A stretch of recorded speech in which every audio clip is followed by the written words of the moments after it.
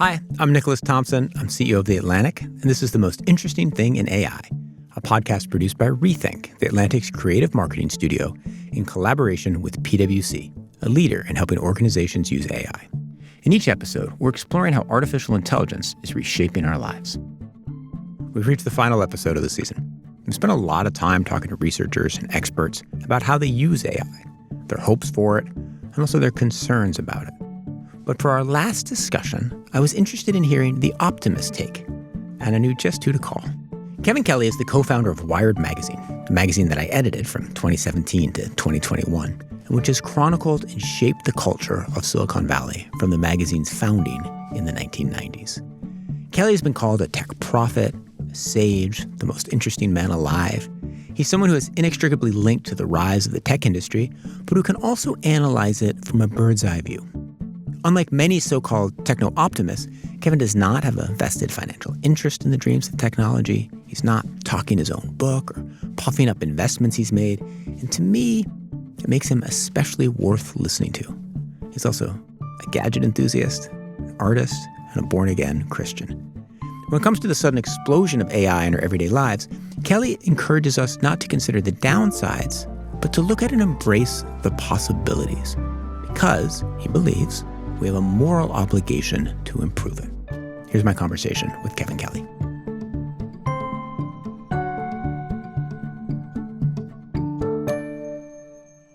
Oh, it's so fun to get a chance to talk with you. It's my privilege and delight. Thanks for having me. Kevin, you co-founded Wired magazine in 1993 when I was a college freshman, and I remember those first issues. 93 and 94 is before the internet. Right. Tell me about that moment and compare it to today. Wired actually played a role in inventing the web and the web culture and all that came after it, because at the moment there was no web. There was kind of the internet, but not really the web.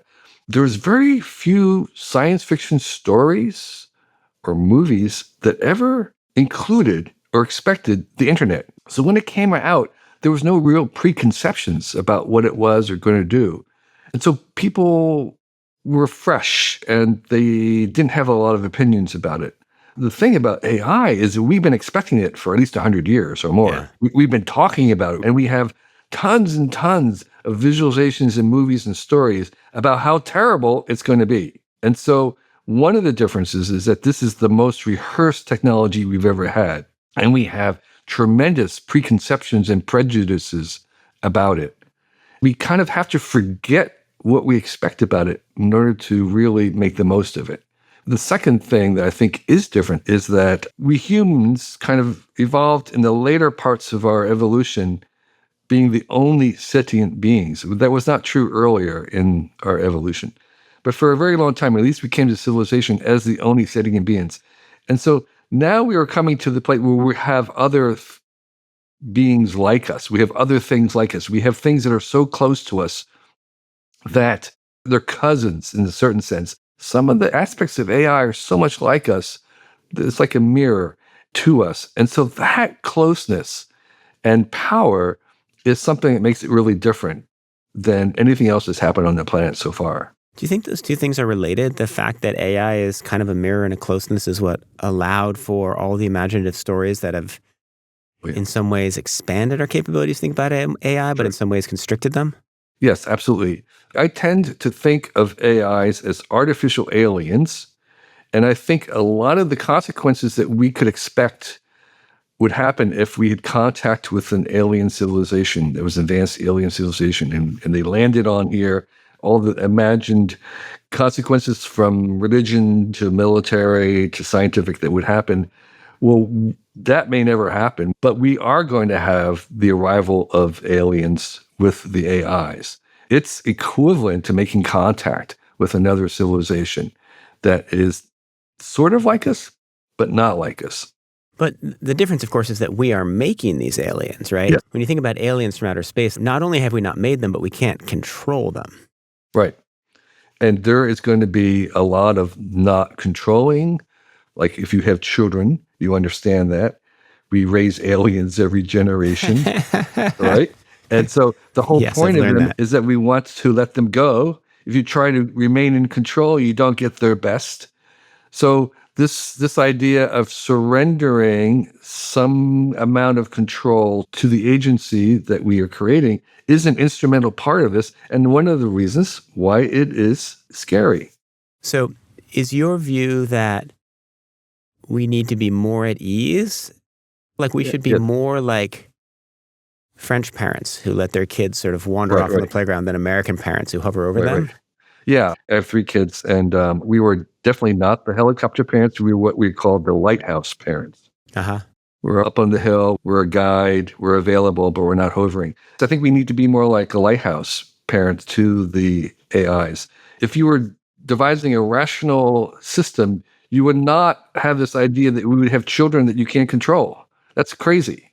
I mean, every generation, there's another generation of free-willed agents that are not under our control. And yet, we have a civilization, and it's because we train them, we guide them, we educate them, and that's what we have to do with the AIs as well. So what kind of parenting lesson does it most need right now? So right now, it's saying there are certain boundaries in which you can do things. Being honest is a virtue. Mm-hmm. You can daydream, which is fine. That's hallucinations. But if someone is asking you for the actual fact, you have to learn how to tell the truth. Introspective is like, okay, you made this argument. How did you arrive at that conclusion? Tell me the reasons why you're thinking that so we can guide you in terms of critical thinking. I think a lot of the things that we're doing are the kinds of things that we should be doing. I also want to acknowledge the fact that teaching ethics to an AI is a matter of putting in code.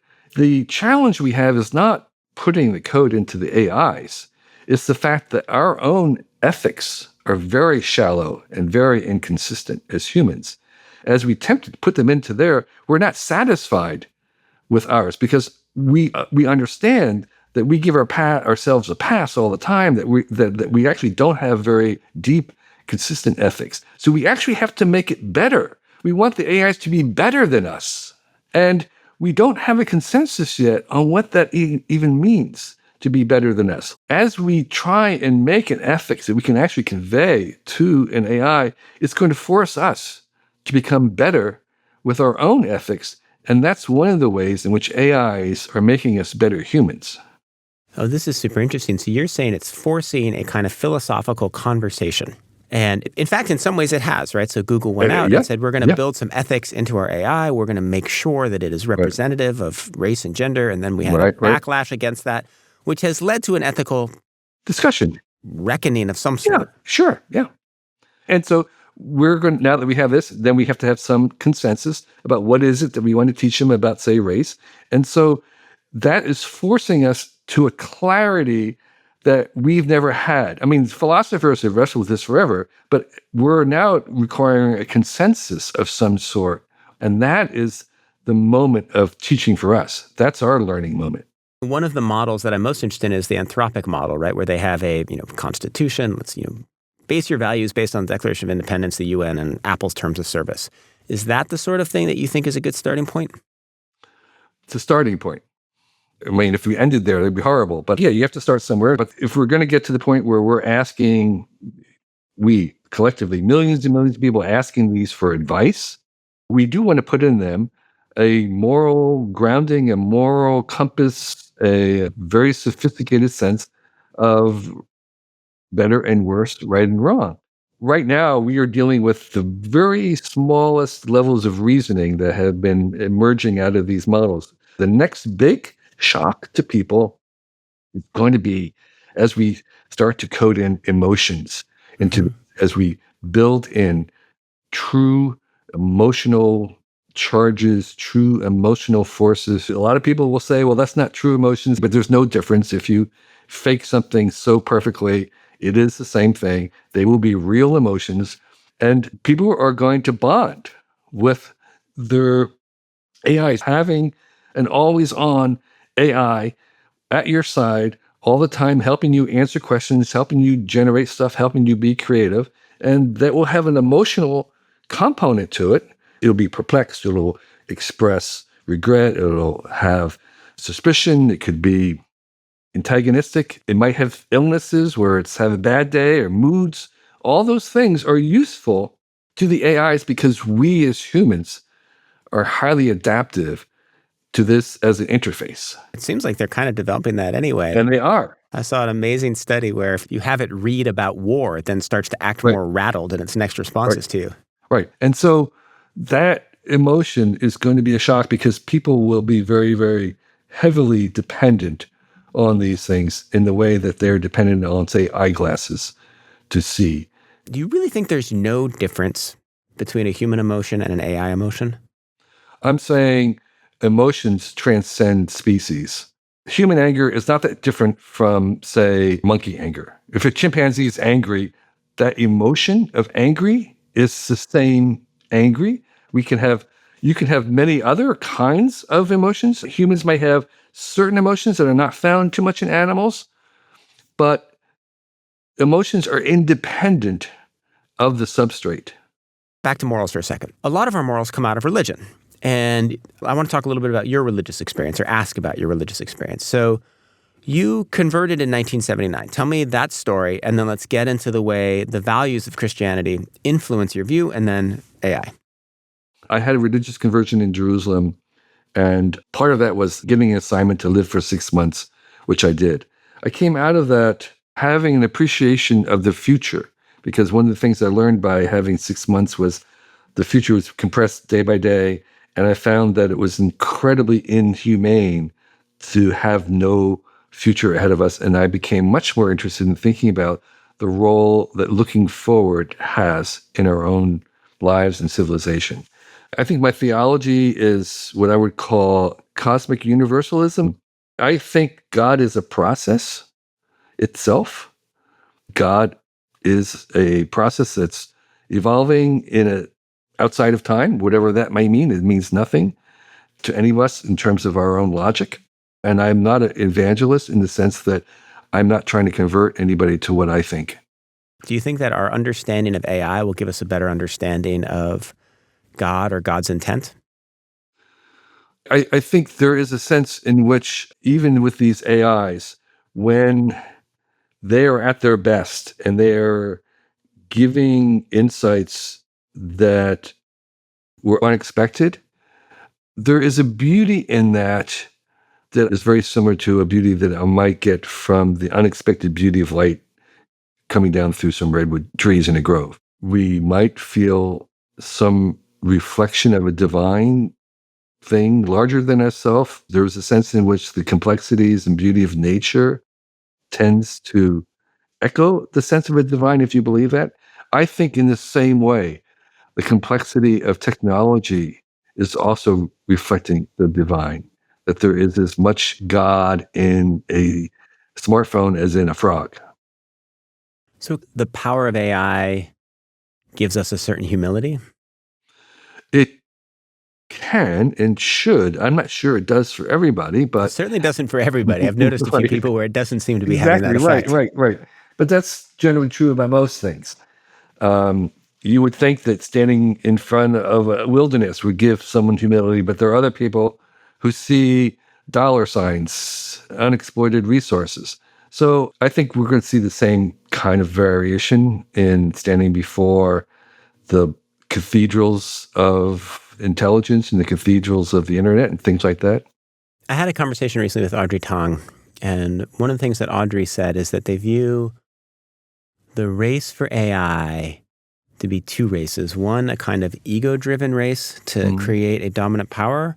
And they're trying to make Right. as much money as possible. And they're standing in front of the wilderness and they're seeing the dollar signs. And then there's a horizontal race of people trying to build ethics into the AI. And the challenge of our time is for the horizontal race and the people building the ethics into the AI to summon, as Audrey says, to summon the Buddha, both universal religious forces. Do you view that as a correct analysis? I'm not sure I see it as a race, but I do see the necessity for it. And I think the wisest of the people making AI realize that they need to do that for business reasons. Mm-hmm. There's business reasons to have a diverse workforce beyond just the inherent goodness of it.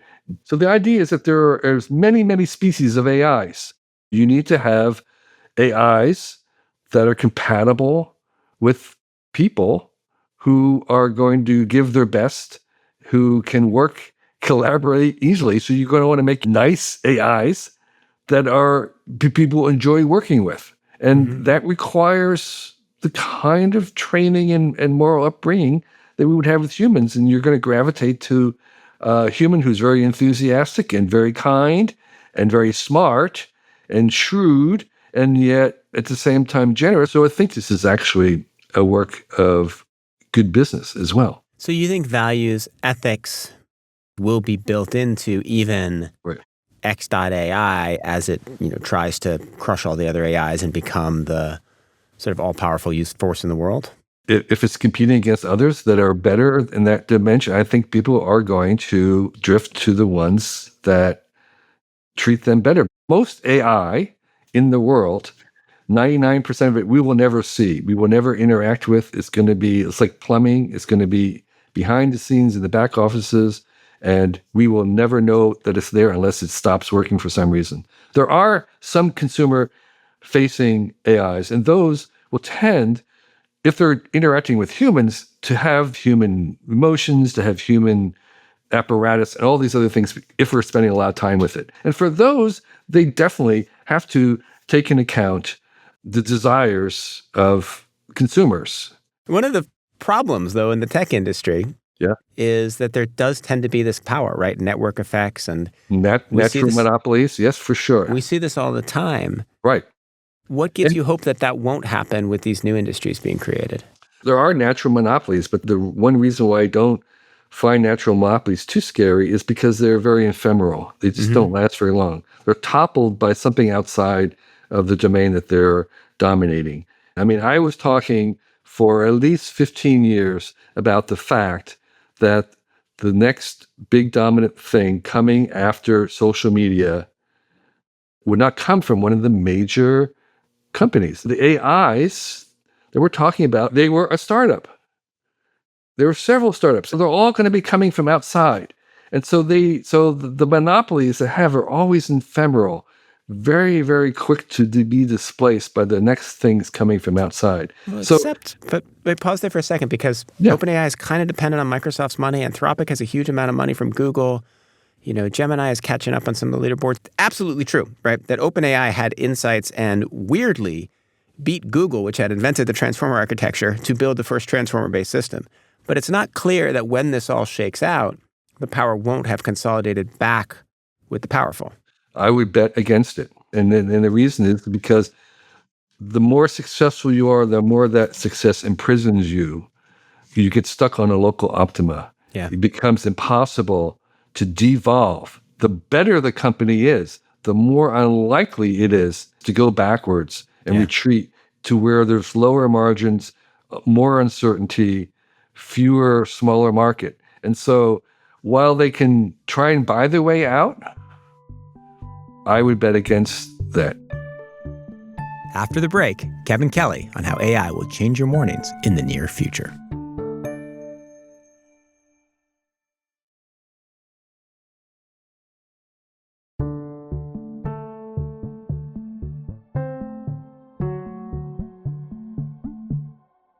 So when I took over as editor of Wired in 2017, the tech industry wasn't the same as in 93, right? And we didn't have quite the same optimism about it. And there's stuff that I loved and companies I'd loved, but I was also kind of critical of certain things. And a lot of the early Wired people who came out of this very optimistic community were pissed, right? And they kind of, Nick, what are you doing? Why are you Wired supposed to just, be enthusiastic? And what I appreciated from you is that you are in that community and you're clearly very optimistic. Yeah. But you still wrote for Wired. You still were supportive. You still love the magazine. Tell me how you came to the position you came to during that period. I probably gave you this advice. I still think it's better for Wired to zig when others are zagging. Yeah. However, at the same time, I think the Wired idea for the magazine of trying to report on this frontier that's ever-changing is a big enough assignment that can be interpreted by many people in slightly different ways. So you would come to it as editor-in-chief with a slightly different take, and that's perfectly fine with me because it's another valid way of coming to it. And as long as you're authentic and honest and smart about it, I think it will work.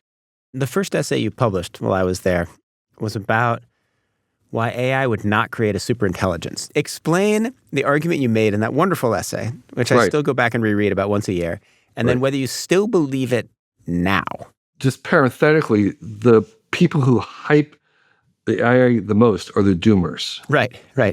So it's the doomers and the people with the most business stake, right? Dystopia is marketing. Yeah. Right, exactly. So the premise of this article that you're mentioning was the idea that the common trope of a singularity, of an intelligence explosion, where the AIs make an AI that's more powerful than themselves, and then they make one yet more powerful than them, and that each time they do that, they actually speed up the process. So it almost appears as if it's instantly achieving this level of godhood. And that at that point, the AI can do either of two things: solve all our problems like cancer or kill us all. And there seemed to be nothing in between. Either make us live forever or kill us immediately. And I kind of listed a bunch of reasons why I thought that this was a fantasy and a religious idea rather than anything based on evidence. And among the many evidences I brought out at the time, and I'll talk about whether I still think that's true, was the idea central to them that the new models were exponentially increasing the level of intelligence. And I was saying it's quite the contrary. The actual increase was linear, that it was there was more and more and more and more resources needed to make just a small increase in the level, which I think is what's happening right now. Do you think AI is reaching an intelligence asymptote?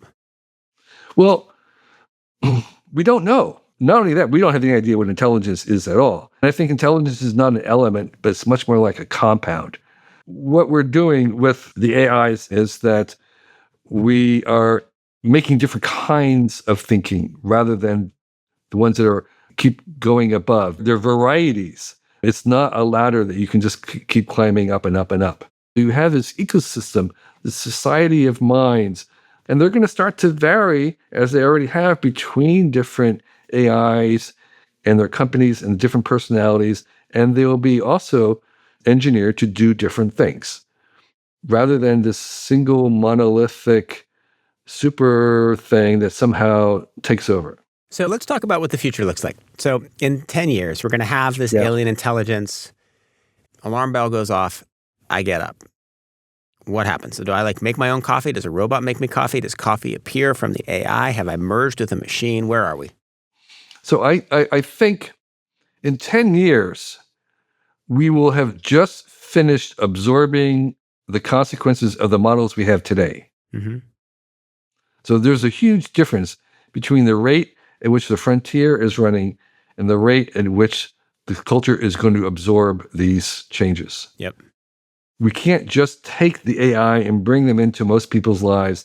It's like electricity coming into companies. It took half a century for them to change enough to actually absorb the full power. We had this vision that the robots would do our plumbing so that we could write poetry.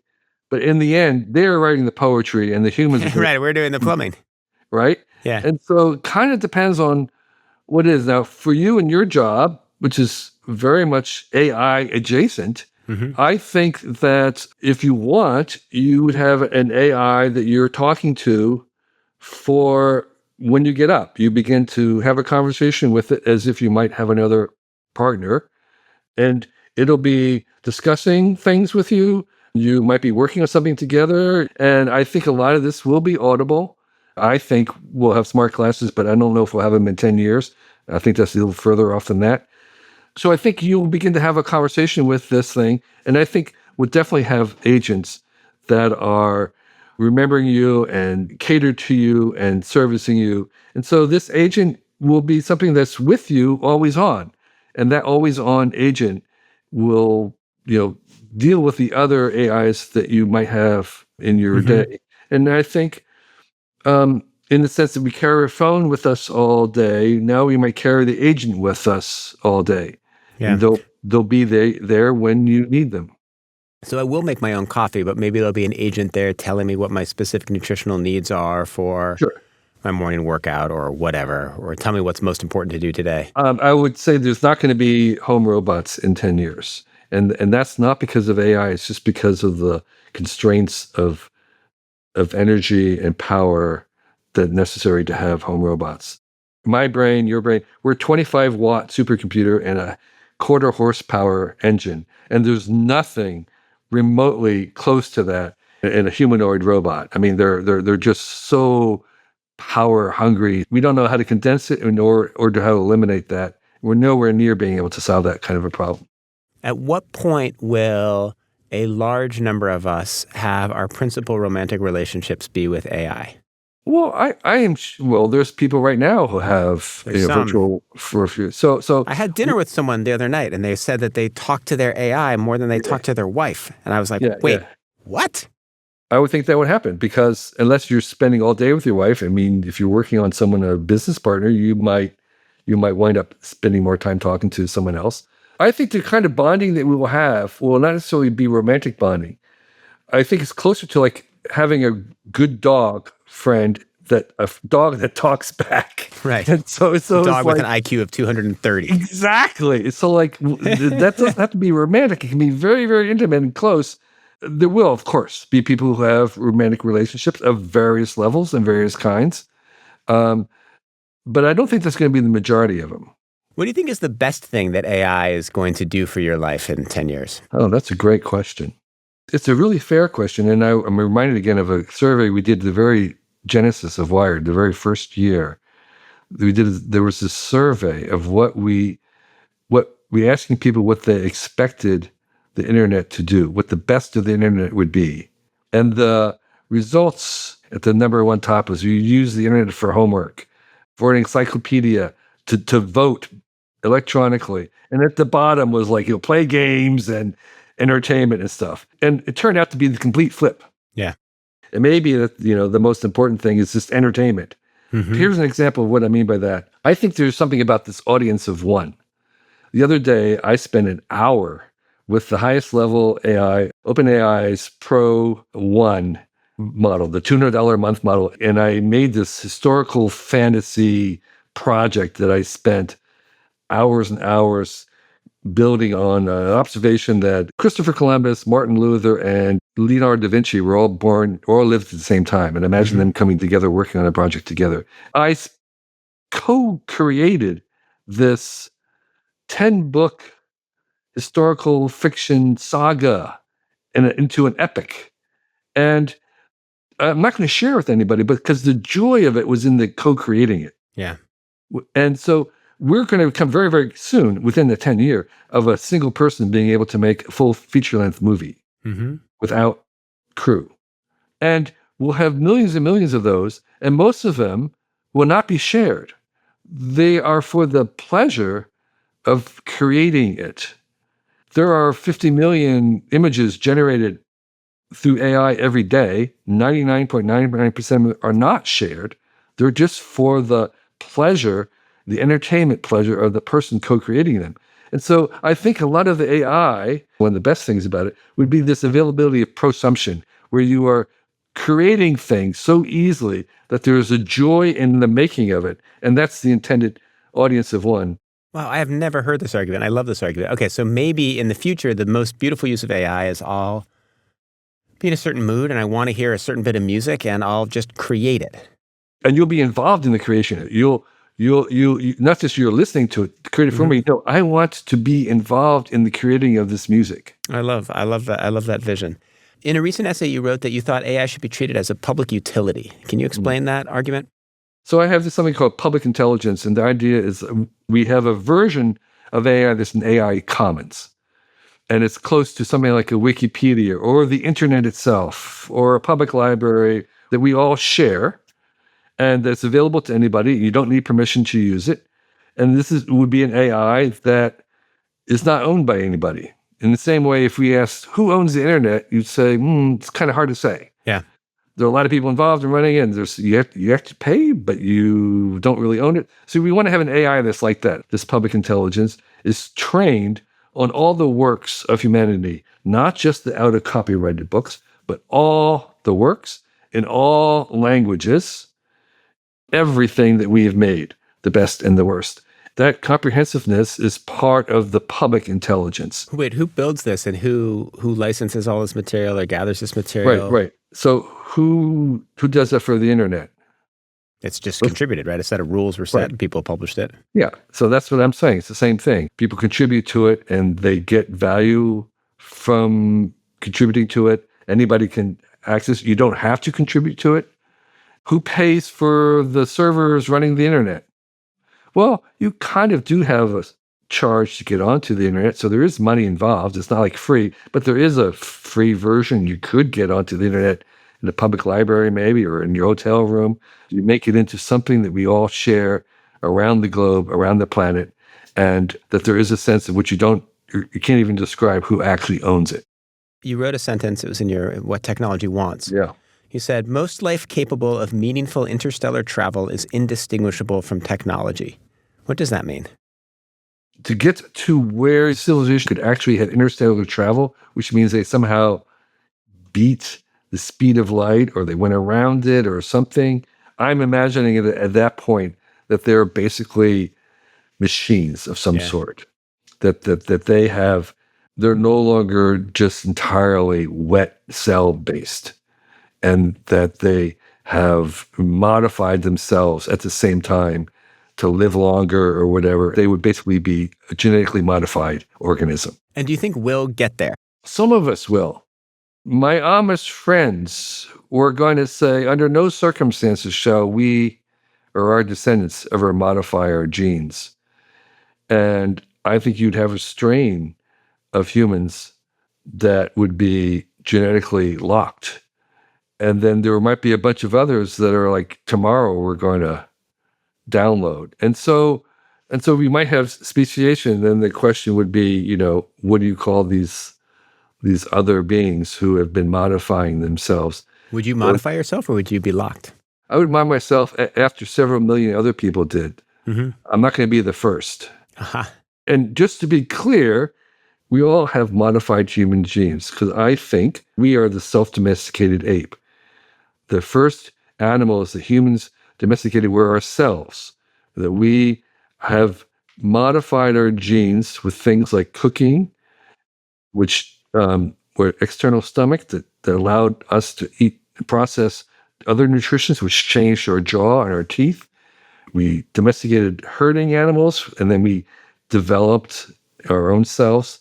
And so we have been inventing ourselves. We are technological to some extent already, and that we will continue doing that over time. So even right now, we are genetically modified organisms. Wait, so then the process of reintegrating AI, whether it's through some human brain interface, is just a natural evolution of learning to use fire to make it so that we could digest raw vegetables. Right. We are inventing our humanity, and we're not done yet. And so the question that we have before us for the rest of the century and beyond is, what do we want a human to be? Not just like who we are, because that's one of the things that AI forces us to ask. Well, what are humans good for?